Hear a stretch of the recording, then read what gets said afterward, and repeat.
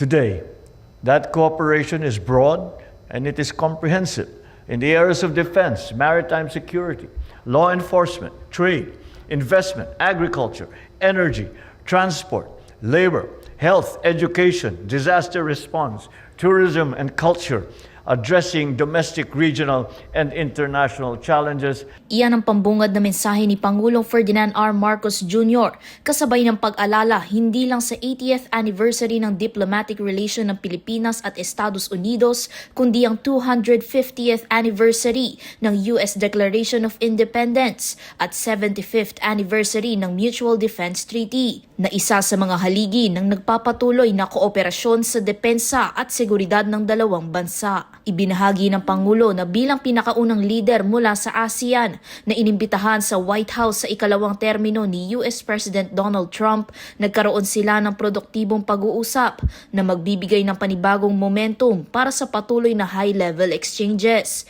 Gayon din kinumpirma ang matibay na mga pundasyon ng alyansa. Kinilala din ng punong ehekutibo ang patuloy na pagsisikap ng US-Philippine Society kung saan malaki ang ambag sa pagsulong sa relasyon ng dalawang nasyon sa pamamagitan ng pangunguna sa bago at dynamic na linkages. Gayun din binigyang halaga si Philippine Ambassador to the United States Jose Manuel Romualdez buhat sa paglilingkod nito ng halos 10 taon bilang mukha ng Pilipinas sa US.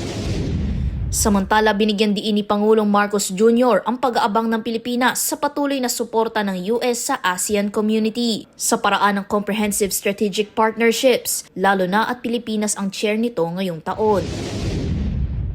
From opposite sides of the Pacific, our two countries have bridged distance and differences, guided by our shared history and our common advocacies. I'm confident that this alliance will move forward with even greater conviction and commitment to the security, prosperity, and resilience of our peoples and of our region. Para sa totoong balita sa Bagong Pilipinas, Faith Santiago, 13 sa tanghali ng Congress TV.